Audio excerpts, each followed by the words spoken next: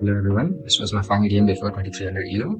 So I'll be going over the thought processes, the mouse movements, and what I and opponent will be thinking over a particular position. So this will be helpful for new and slow bullet players to improve. Okay, let's start. I play e4, simple. I prepare knight f3, they go g5, and f6. Now I don't really want to take the e5 pawn because it will be complicated and there are a lot of traps which I don't want to follow or like counter by thinking because it will take a lot of my time. So I basically go e3 after letting him take my pawn and push it back. Castle playing development. d4 pushing the bishop back and getting bg5 ready to pin his knight. Now I should have gone bishop h4, but as I was nervous because it was first time going to 2300 ELO, I just exchanged it.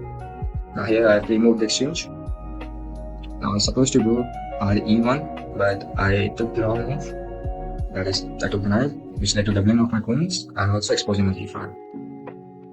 Now my rook is trapped, and this is when I decide that I am going to play for tactics and for timeout. Now here I go knight e4, which is a good move since it takes a few seconds trying to take the knight as it's pinned. Now I just go for the b7 pawn, at which he goes a5, which is basically I stop a5 by going a4 first instead of taking the pawn. Now I take the free pawn, and since I'm expecting king g6 or straight up g6, I keep rh3 ready. However, he goes re8, and I attack his rook with my knight. He tries to trade rook, but since I'm down material, I deny it. Now I'm expecting the rd8, which happens as it is a fork. Now I take his rook. Now we are balanced in material, except for the pawn disadvantage. The structure and board counts. Now he's taking the free pawn, and I do a sneaky move c4, trying to go bishop c2 if he takes the pawn. Now it's just a simple exchange of pawns.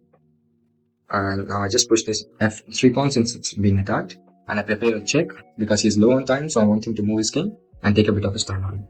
Now he takes my pawn, I take his pawn, he gets a check, he's low on time. Then I basically protect my bishop.